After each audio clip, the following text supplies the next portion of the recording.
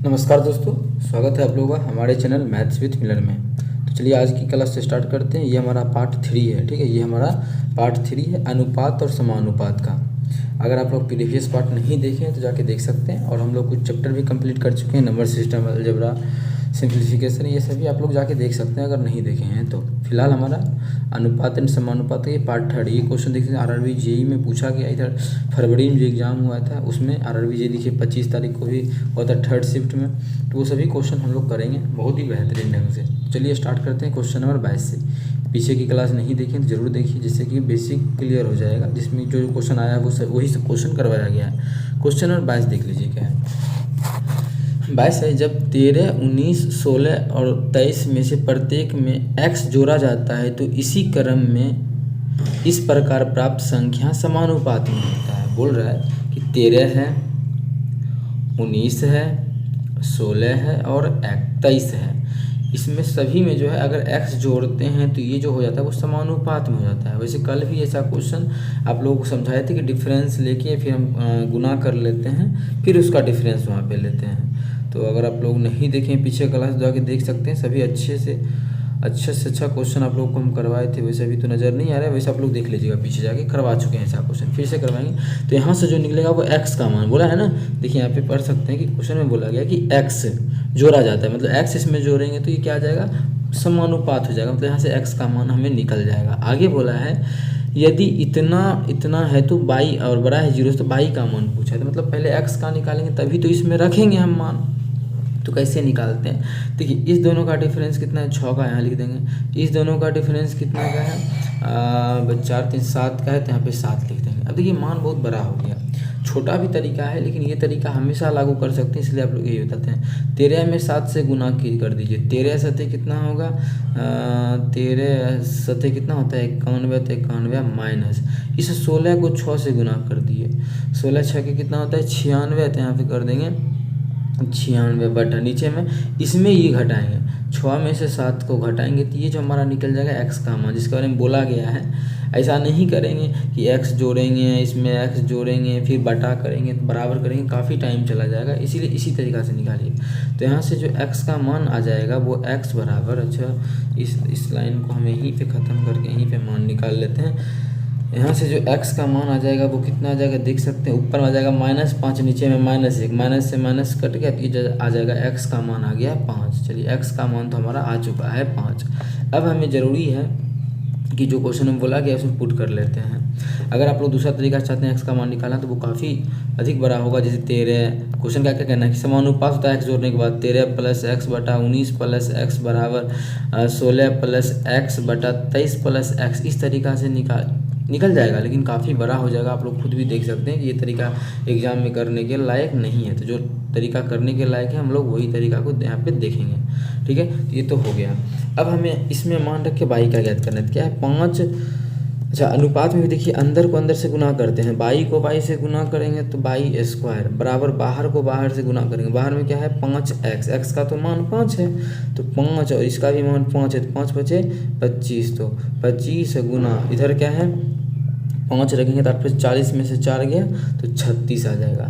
अच्छा स्क्वायर उधर जाएगा तो रूट हो जाएगा, तो बाई बराबर क्या हो जाएगा, ये 5 हो जाएगा, इसका वर्गमूल 36 का 6, मतलब बाई का जो मान आ जाएगा वो 30 आ जाएगा। हमसे क्वेश्चन में यही पूछा गया है कि बाई का मान कितना होगा, तो बाई का जो मान हो जाएगा वो 30 हो जाएगा, जो कि ऑप्शन नंबर डी में है। तो ऑप्शन डी इस क्वेश्चन का बिल्कुल करेक्ट हो जाएगा।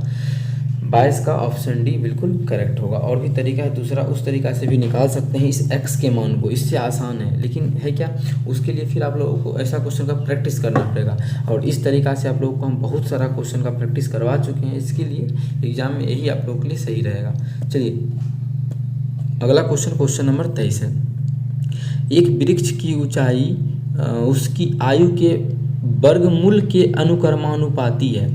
क्या है अनुक्रमानुपाती का मतलब क्या होता है, तो देखिए तो मतलब होता है अनुक्रमानुपाती का, इसी देखिए अनुक्रमानुपाती का मतलब समानुपाती होता है कि व्युत्क्रमानुपाती, इसमें दिक्कत होगा समझने में। तो समझने में कोई दिक्कत नहीं है, अनुक्रमानुपाती मतलब समानुपाती ही होता है। तो समानुपाती इसका मतलब हो गया क्या, समानुपाती व्युत्क्रमानुपाती। हाँ, उल्टा बोलता व्युत्क्रमानुपाती, सिर्फ व्युत्क्रमानुपाती बोलता तब समझ में आता कि हाँ व्युत्क्रमानुपाती मतलब उल्टा रिलेशन लेना है, एक बढ़ेगा तो दूसरा घटेगा। लेकिन इसमें ऐसा बोल नहीं रखा है। किसके बारे में बोला है कि वृक्ष की ऊंचाई, वृक्ष का जो ऊंचाई मान लेते हैं h है, उसकी आयु के वर्गमूल के अनुक्रमानुपाती है। किसके अनुक्रमानुपाती है? किसके? आयु के वर्गमूल के। तो आयु मान लेते हैं x है तो x के वर्गमूल, तो आयु x नहीं a मान लेते हैं, a से एज हो जाएगा, a के वर्गमूल के व्युत्क्रमानुपात देख सकते हैं। तो a का जो वर्गमूल है उसका अनुक्रमानुपाती कर दिया h। अनुक्रमानुपाती मतलब समानुपाती है, व्युत्क्रमानुपाती नहीं, ठीक है, समानुपाती। अब देखिए इसको हटाने के लिए कुछ कांस्टेंट देंगे तो h बराबर हम कर देते हैं कुछ भी माने कांस्टेंट k दे देते हैं, तो k√a हो जाएगा, k√a। यहाँ से तो रिलेशन आ गया। अब हमें बोला है जब वृक्ष की आयु 24 वर्ष है तब उसकी ऊंचाई 19 फीट है, ठीक है। जब वृक्ष का जो हमें 324 वर्ष है, क्या चीज़? आयु, तो k गुना इसका मान दिया, बोला है जब 324 वर्ष है इसका आयु, तो एज लिख देंगे 324 वर्ष। तब जो है इसका जो हाइट है वो 19 है। अच्छा 19 है, जब 19 ये इसका वर्गमूल 18 हो जाएगा, तो बराबर की इस पर आ जाएगा, तो बटा 18 बराबर आ गया k, मतलब k का मान आ गया।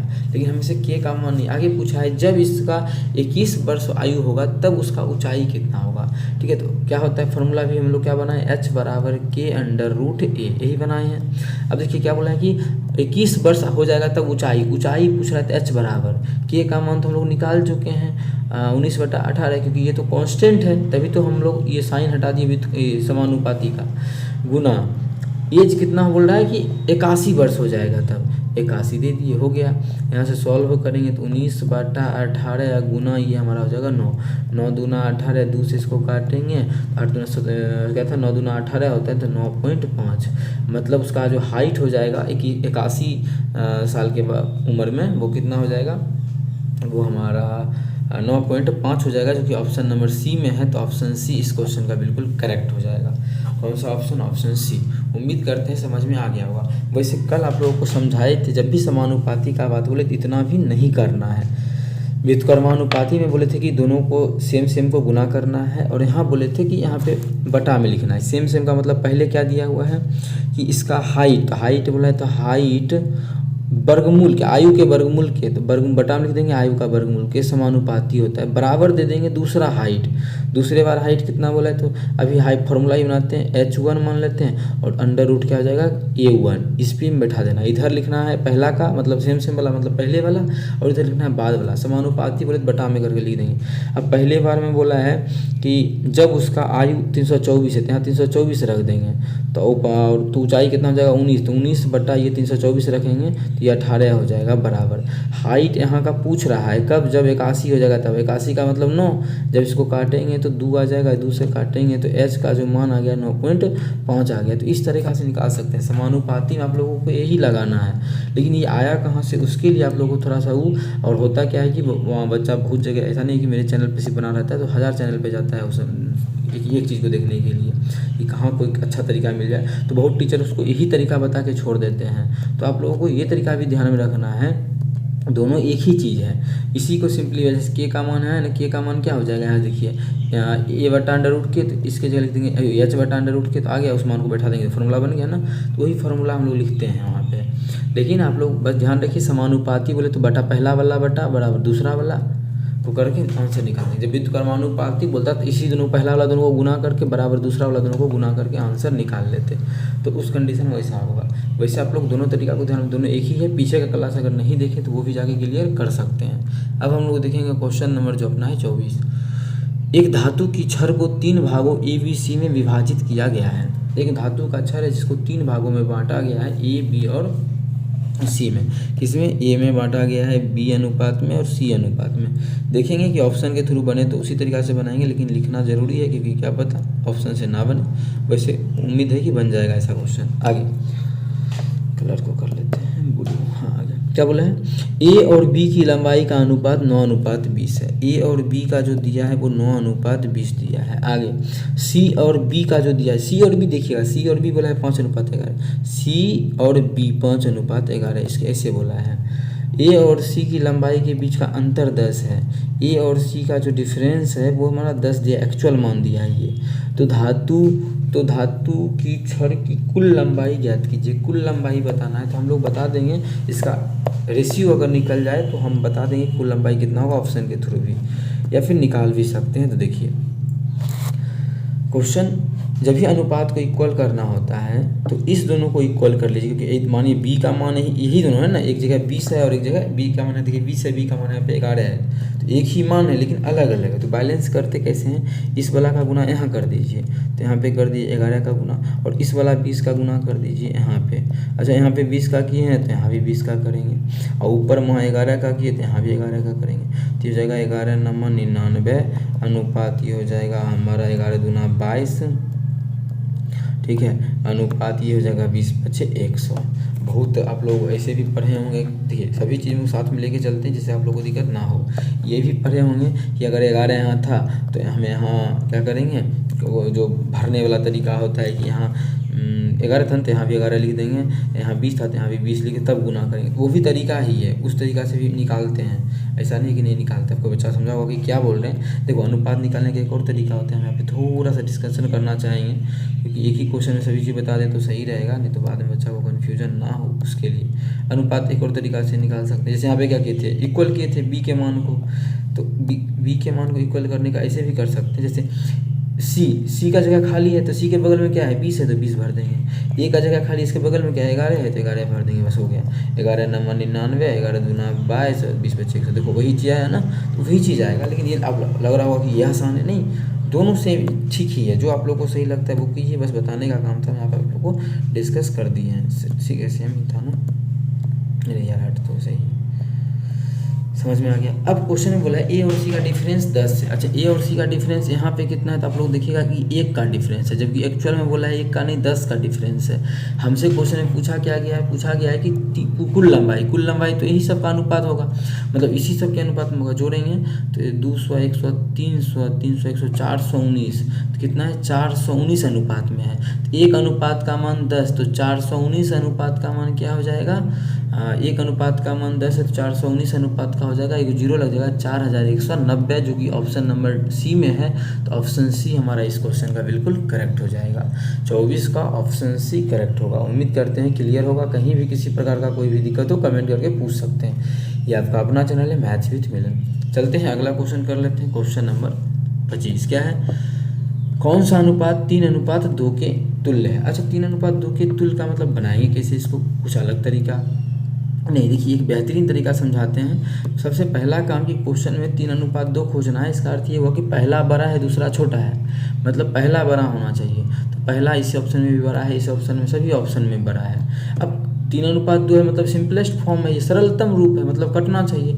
ये नहीं कट रहा है, ये गलत, ये भी किसी से नहीं कट रहा है, ये भी गलत। हाँ अब ये देखिए कट रहा है तो, लेकिन 26 दूना ये भी नहीं, क्योंकि 26 से मानिए 13 से कट जाएगा, लेकिन ये 13 से नहीं कट रहा है, गलत। एक ही ऑप्शन बचा तो सही, लेकिन काटना है तो काट सकते हैं। देखिए 18 तिया 54, 18 दूना 36, 3:2 आ गया। तो वैसे भी निकाल सकते हैं, काट के चेक करने से अच्छा है कि देख लेते हैं कि कट रहा है कि नहीं कट रहा है, क्योंकि सिंपलेस्ट फॉर्म दिया है तो कट ही रहा होगा।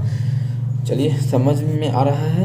और ये जो हमारा था कौन सा, तीसरा पार्ट है। अगर आप लोग नहीं देखे हैं पीछे का दूसरा पार्ट, और नंबर सिस्टम भी पूरा कंप्लीट हो चुका है, 6 से 7 पार्ट किए हैं, उसका भी सिंप्लीफिकेशन का किए हैं, अलजेब्रा का किए हैं। नहीं देखे हैं तो ज़रूर जाके देखिए।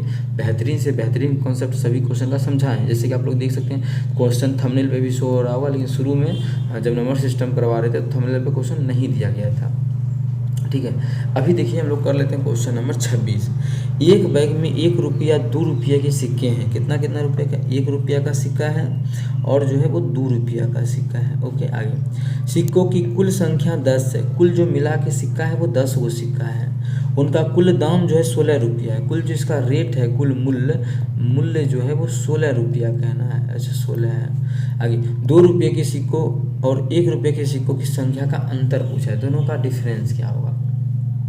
अब देखिए कैसे बनेगा इस क्वेश्चन को, बहुत आसान है। अगर हम समझने के लिए मान लीजिए कि इसका सिक्का x गो है, इसका सिक्का y गो है, तो कुल सिक्का कितना बोला है 10 गो, मतलब दोनों सिक्का को जोड़ेंगे x प्लस बाई तो कितना हो जाएगा 10 गो हो जाएगा। और क्या कहना है कि इसका रुपया का जो दाम है वो 16 है। 1 रुपया वाला x को सिक्का तो इसका दाम कितना 1x।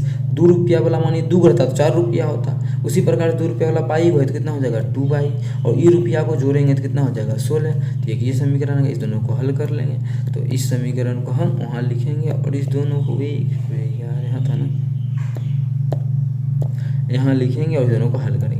अब हल में रहा कि हम किसका मान निकालना है, इस पर ध्यान दीजिए। हमें निकालना है इसका अंतर, मतलब x माइनस बाई। तो घटाने से काम चलेगा नहीं, तो x बाई का निकालना पड़ेगा। तो निकालेंगे तो ये कटेगा, और जब ये कटेगा जब घटाएंगे तो बाई बराबर आ जाएगा 6। यहाँ जब रख देंगे बाई बराबर 6 तो हमारा जो x बराबर आ जाएगा 4 आ जाएगा। हमसे क्वेश्चन पूछा इसका अंतर, इसका जो अंतर है वो 2 का है, तो ऑप्शन ए बिल्कुल करेक्ट हो जाएगा। कौन सा ऑप्शन, ऑप्शन ए। उम्मीद करते हैं समझ में आ गया होगा। ठीक है, इसका तो समझ में आ गया होगा। चलते हैं अगला क्वेश्चन। अच्छा, इसका ऑप्शन था, क्वेश्चन कर लेते हैं 27 नंबर। क्वेश्चन नंबर 27 है कि एक पर्स में केवल 5 रुपया 10 रुपये के सिक्के हैं। अब देखिए कोई पर्स है, ठीक है, उसमें 5 रुपया और 5 और 10 रुपया का सिर्फ सिक्का है। 5 टकिया है और 10 टकिया है, बस इतना ही सिक्का है। सिक्कों की कुल संख्या 118 है। कुल जो सिक्का है वो 118 था, मगर x बाई मानते हैं पिछला क्वेश्चन के जैसा, मतलब x प्लस बाई बराबर हो जाएगा 118। आगे देखिए एलिगेशन भी लगा सकते हैं। चलिए दो क्वेश्चन आ गया है, दोनों ग्रुप डी का, तो एलिगेशन लगा के भी समझा देंगे पीछे। पहले अब इस तरीका को समझ लीजिए। कुल जो दाम है वो कितना है 855 है, तो इसका दाम कितना हो जाएगा 5x, और इसका दाम हो जाएगा कितना 10x। और बोल रहा है जब दोनों को जोड़ते हैं तो कुल जो दाम होता है वो हमारा 855 होता है। अच्छा, इसको सिंपल बना सकते हैं। देखिए एलिगेशन लगाने से अच्छा है किसी को सिंपल बना दिया जाए। 5 से भाग करेंगे तो हो जाएगा x, चलिए बाई था ना, प्लस 2 बाई, ये क्योंकि समझ में आया ना, 10 टकिया मानिए 2 रहता, 20 रुपया होता, 2 गुना करते, बाई गए तो 22 गुना किए, और जब इसमें 5 से भाग करेंगे 5 का 5, 5 सत्ते 35, 5 का 5, 171 आ गया। मतलब x प्लस 2 बाई बराबर जो आ गया वो हमारा 171। अब मैंने कि निकालना क्या है उस पर ध्यान दीजिए कि 5 रुपये के सिक्कों की संख्या, 5 रुपये वाला x को माने मतलब x का मान याद करना है। अगर हम इसको काटेंगे तो बाई का मान निकल जाएगा, जबकि बाई का मान निकालेंगे तो थोड़ा स्टेप बढ़ जाएगा, तो x का मान निकाल लो। कैसे, अब x कैसे निकलेगा, तो हमें बाई को कटवा देना है, 2 से गुना करेंगे तो ये भी 2, ये भी 2, ये हो जाएगा 218 कितना 236 हो जाएगा। इसको काट दिए, अब घटा देते हैं तो माइनस ये कटेगा तो यहाँ जाएगा x बराबर 236 में को घटाएंगे तो 5 इकाई अंक पे 5 आएगा, तो दोनों में 5 है इकाई अंक पे। आगे 1 पे 40 तो हो जाएगा, ये हो जाएगा कितना 13 में से 7 गया तो 6, 65। तो एक ही ऑप्शन 65 है, ऑप्शन सी। तो ऑप्शन सी बिल्कुल करेक्ट। इस तरह से निकाल सकते हैं। एलिगेशन लगाने से अच्छा है कि आप इस तरह से निकाल सकते हैं। वैसे किसी विद्यार्थी का मन है नहीं हम एलिगेशन लगाना ही चाहते हैं, तो वो पहले इस क्वेश्चन में सीखो एलिगेशन लगाना, फिर वहाँ लगा लेंगे। दोनों तो सेम ही क्वेश्चन है ना, और दोनों ग्रुप डी में आया हुआ है, तो पहले इसमें एलिगेशन लगाएंगे फिर उसमें लगाएंगे, दोनों हो जाएगा। अगर सीखना है तो सभी में सीखना है, अगर नहीं तो फिर किसी के लिए नहीं। ओके, तो अभी फिल्म इसमें देख लेते हैं। अबे यार ये क्यों क्या हुआ गया ऐसे, इसमें कॉपी था, ठीक है। अब एलिगेशन देखो कैसे लगाएंगे। सिंपल सी कहानी है एलिगेशन का कि 1 रुपया और 2 रुपया का सिक्का है। अच्छा, क्या वो सिक्का है 10 गो है, संख्या क्या गो है 10 गो है, समझिएगा संख्या कितना है 10 गो है। तो 10 गो 1 रुपया वाला मतलब कितना रुपया 10 गो। अगर कुल मान लेते हैं 10 सिक्का 1 रुपये वाला था तो कितना 10 रुपया। अब समझिए 10 से मान लेते हैं 10 टकी मतलब 10 सिक्का 2 टकिए है तो कितना 20 रुपया। हम कुल सिक्का की संख्या मान लिए कि 1 टकिए है पहला बार, फिर मान ली 2 टकिए है। अब कुल रुपया इसी तरह से अगर मिला के देखा गया, जो कुल रुपया हो गया वो 16 हो गया। अब यहाँ से काटिए तो ये हो जाएगा, घटाएंगे ना, घटाते हैं एलिगेशन लगाते हैं तो इधर भी हो जाएगा हमारा 6। जब काटेंगे तो ये हमारा काटेंगे तो ना 2 और 3 अनुपात में होगा। वैसे क्वेश्चन में अब बोला क्या है कि कुल जो संख्या 16 था तो 16 लिखिए।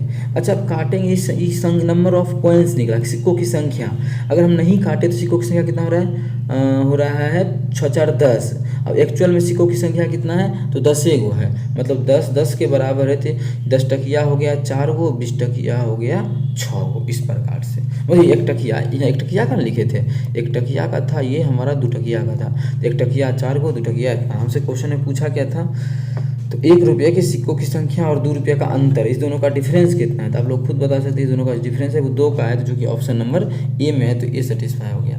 उसी प्रकार से इस क्वेश्चन में देखिए नियम लगा सकते हैं एलिगेशन का, जो भी समझा है भी आप लोगों को वहाँ, तो कैसे लगेगा देखिए। लेकिन इस तरीका से बनाना भी बोले कि गुनाह करेंगे ही वहाँ भी एलिगेशन में, तो इससे अच्छा है कि यहाँ बना लेते हैं इस तरीका। लेकिन फिर भी किसी विद्यार्थी को जानने का इच्छा होगा तो बताना मेरा फर्ज है। तो देखिए अब देखिए 5 रुपया वाला जो है वो क्या हुआ है 108, मतलब कुल 118 सिक्का है, तो मान लेते हैं 5 रुपया कुल 5 रुपया वाला है, तो कुल कितना हो जाएगा 590 हो जाएगा।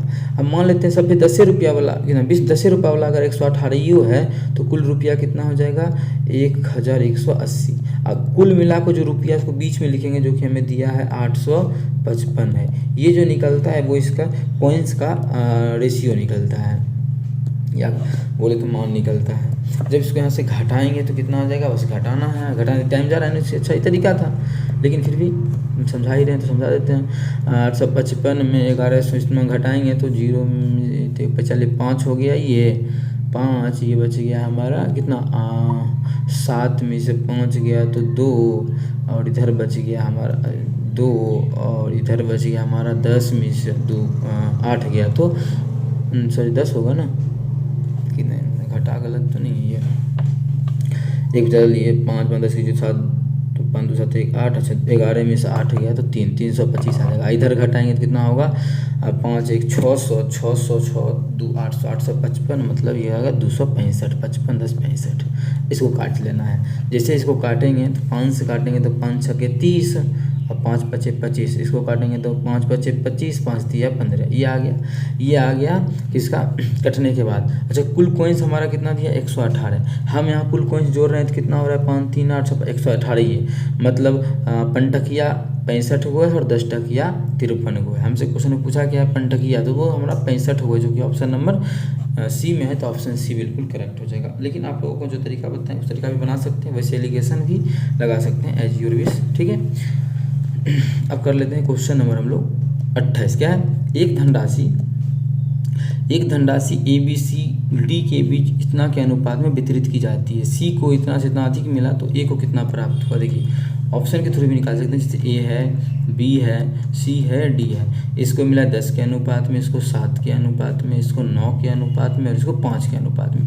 बोला है बी को सी से इतना अधिक मिला, तो सी कितना 2 अधिक मिला है, जबकि एक्चुअल में बोला है 2 अधिक नहीं मिला है 334 तक। अच्छी पूरी काट रहा है ना, तो हम ये बोल सकते हैं, हमें पूछा है कि ए का हिस्सा 10 अनुपात में, मतलब जो भी आंसर होगा वो 10 का मल्टीपल होगा। ये है नहीं 10 का भाग, इसमें नहीं, इसमें भी नहीं लग रहा, एक ही ऑप्शन 10 का भाग लग रहा है, तो आंसर हो जाएगा, ठीक है। क्योंकि ये एक दूसरे को पूरा काट रहा था, इसके लिए फटाक से वहाँ पे जा सकते हैं। वैसे आप निकालना चाहे तो निकाल सकते हैं। जब काटेंगे तो 1 अनुपात का मान आ जाएगा 117, तो 10 अनुपात का मान कितना हो जाएगा 117 पर 0 दे देंगे 1170, तो ऑप्शन हम 1170 गलत काट दिए, दुका दू के 12 2 7 14, 167, तो 10 अनुपात का मान कितना हो जाएगा 167, 167 पर 1 0, तो 1670, जो कि हमारा ऑप्शन नंबर सी में है, तो ऑप्शन सी हमारा इस क्वेश्चन का बिल्कुल करेक्ट हो जाएगा। उम्मीद करते हैं समझ में आ गया होगा। अब क्वेश्चन नंबर 29 देख लीजिए। A B B C C D और ए दिया हुआ है, तो हमसे ये पूछा है। इस क्वेश्चन जब भी ऐसा क्वेश्चन आ जाए तो बनाना बिल्कुल नहीं, इस प्रकार के क्वेश्चन ऐसे करना क्या है, बनाना नहीं है। हमसे ग्रुप डी का क्वेश्चन है, ये इधर ही आया हुआ हाल फिलहाल में। जहाँ भी ए बी होगा उसका अनुपात 1 और 3 होना चाहिए। ये है 1 3, ये भी है 1 3, ये है 1 4, ये गलत हो गया, देखिए 1 4 हो गया, और ये भी नहीं होगा क्योंकि ये इसका अनुपात नहीं हो रहा है, 4 और 11 हो जाएगा, गलत 2 तो गलत हो गया। अब जहाँ बी सी होगा उसका अनुपात कितना होगा 4 और 3, ये 4 और 3, ये 4 और 3, कौन सा 4 और 3 है, काटिए तो 6 चौक 24, 6 3 18, इसको काटेंगे 8 3 24, 8 2 16, तो ये 4 और 3 है नहीं है, तो ये गलत हो गया। 4 और 3 कौन ऑप्शन ए में है, तो ऑप्शन ए बिल्कुल करेक्ट हो जाएगा। हमसे यही पूछा गया, तो आगे क्यों चेक करना, जब ऑप्शन 3 गलत ही हो गया, तो अगर नहीं हमारे ये दोनों में भी ये भी सेटिस्फाई कर जाता, तो फिर आगे देखते सी और डी का अनुपात 6 और 7 होना चाहिए, तो सी और डी को फिर हम काट के यहाँ से चेक करते, सी और डी को देख सकते हैं, सी और डी ये है 6 और 3 3 6 कटा रहते हैं कि 6 और 7 हो रहा है, तो इस प्रकार से हम चेक कर सकते हैं और आंसर को टिक कर सकते हैं। चलिए क्वेश्चन नंबर 30 कर लेते हैं। क्या 2 मित्र किरण और महेश की मासिक आय का अनुपात इतना है। ऐसा क्वेश्चन आप लोग को ग्रुप डी में आया हुआ है, लेकिन आप लोगों को सेक्शन कंट्रोलर या एनटीपीसी में करवाए पीछे आप लोग आप पीछे देख सकते हैं, उसमें करवाए होंगे, कहीं ना कहीं करवाए हैं, कल प्रीवियस क्लास में करवाए थे। कौन कौन है? किरण है और एक महेश है। अब क्वेश्चन का कहना है, थोड़ा सा इसको नीचे लिखेंगे क्योंकि ऊपर मान जाएगा ये। और इसका इनकम, आय का जो अनुपात है वो कितना है? इसका 5 अनुपात में कम आता है और ये 8 अनुपात में कम आता है। 72,000 रुपये बचत करता है। इसका जो सेविंग है वो इसका हमारा दोनों का 72,000 है। इसका भी 72,000 है और इसका भी 72,000 है। मान थोड़ा बड़ा दे दिया गया है ना। दोनों का जो सेविंग है वो कितना का है? 72,000 का है। आगे देखिए, आगे बोला इसका जो खर्च का अनुपात है 2:4 है।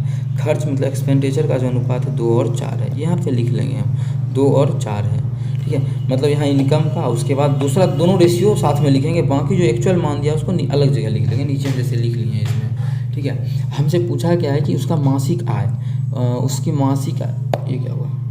अब पूछा है उसकी मासिक आय ज्ञात कीजिए। तो किरण का मासिक है ना। अच्छा, किरण का मासिक आय तो 5 अनुपात में, मतलब जो भी आंसर होगा वो 5 का मल्टीपल होगा। अब कैसे टिक किया जाए? तो देखिए 3 जीरो हमारा सेविंग में भी है, बनाएंगे हम यहाँ से भी मान निकालेंगे, लेकिन ऑप्शन के थ्रू कैसे चल सकते हैं समझिएगा। 3 जीरो तो ये भी है, जब काटेंगे तो 3 जीरो तो आएगा, तो 3 जीरो को छोड़ के देखिए तो कौन 5 से विभाज्य हो रहा है? इसमें नहीं लग रहा है, इसमें नहीं लग रहा है, इसमें भी नहीं, एक ही ऑप्शन में 5 से भाग लग रहा है। ऑप्शन सी बिल्कुल करेक्ट होगा, क्योंकि यहाँ पे 5 है तो 5 से विभाज्य होना चाहिए, चूँकि हो रहा है। लेकिन हो सकता है कि अगर पॉइंट में इधर उधर आंसर आ जाए तो फिर कोई और ऑप्शन भी हो सकता है। तो उस कंडीशन में तो क्या करेंगे, ऐसे यहाँ पे एक्चुअल मान ये पॉइंट में नहीं आएगा, कट ही जाएगा, क्योंकि देखिए मान दिया हुआ है। जैसे इसका गुना क्या करते हैं, इससे कीजिए, कितना हो जाएगा? 5 चौके 20, और इसका गुना इससे कर दीजिए, तो जीरो को रहने दीजिए, बाद में ले लेंगे। 4 दूना 8, 7 चौके 28, 288 जी के लिख देते हैं जीरो को, 1000 हुआ ना। फिर इस 2 का करेंगे उसी पर, 8 दूना 16 और इस करेंगे 72 दूना 144 के। अच्छा, ऊपर में डिफरेंस कितने का है तो उस चीज़ को देखिए, तो यहाँ डिफरेंस 4 का है और यहाँ पे डिफरेंस कितने हज़ार का है, तो घटाएंगे तो 144 दूना 288, 144 का डिफरेंस है। हज़ार भी है, के भी है, मतलब 3 गो जीरो है। अच्छा देखिए, ये तो कट ही रहा है, यही वाला हमारा एक अनुपात का माना जाएगा। 4 का 4 या 12 है, 4 6 के 24, 36,000। लेकिन हमसे पूछा गया है, क्वेश्चन में पूछा गया किरण का मासिक आय, किरण का मासिक आय तो 5 अनुपात में है, तो 5 अनुपात का मान कितना हो जाएगा? 36 बचे 180 और इस पर 3 गो जीरो, इसलिए बोले कि 5 का मल्टीपल होगा, क्योंकि 5 से गुना हो रहा था। तो ऑप्शन सी आ गया, तो ऑप्शन सी बिल्कुल करेक्ट। इस प्रकार से भी निकाल सकते हैं। कोई बच्चा करेगा एक्स मानेगा तो काफ़ी टाइम जाएगा। क्लास 10th का तरीका तो बिल्कुल नहीं करना, एक्स वाई दोनों मानना है, उस तरीका भी बिल्कुल नहीं। अगर किसी से एग्जाम में नहीं बन पाता इस तरीका से, तो वो क्या करे कि मान लीजिए कि उसका 5 और 8 के अनुपात में इनकम था, तो एक्स मान लिए। अब देखिए सेविंग कर लिया, सेविंग ये भी 72,000 किया, के लिख देते हैं 72,000 लिख दीजिएगा आपको, ये भी 72,000 का सेविंग किया। सेविंग करने के बाद क्या बचेगा? जो खर्चा हुआ हुई ना, कमाए और सेविंग किए तो बाकी जो हुआ खर्चा हुआ तो 2/4। अब इसको सॉल्व, मतलब 1/2, अब इसको सॉल्व कर सकते हैं तो भी आसान है। लेकिन क्लास 10th एक्स वाई अगर मान के करते हैं क्लास 10th वाला तरीका, तो वो बहुत गंदा तरीका है, उससे नहीं कर रहा है। अब पार्ट 4 में देखेंगे आगे का क्वेश्चन, जो कि हमारा नेक्स्ट क्लास में होगा। क्वेश्चन देख सकते हैं, ये जो थंबनेल पर क्वेश्चन शो हो रहा, चाहे तो आप लोग इसको होमवर्क में कर सकते हैं, अदरवाइज नेक्स्ट क्लास में आप लोगों को देखने को मिल जाएगा। ठीक है, 24 से 26 का क्वेश्चन आप लोग को करवा रहे हैं। अपने सभी दोस्तों के साथ भी इस वीडियो को ज़्यादा से ज़्यादा शेयर करें। चलिए मिलेंगे नेक्स्ट वीडियो में। देखिए ग्रुप डी का क्वेश्चन ये भी है, तो आप लोग चाहें तो कर सकते हैं। Thank you.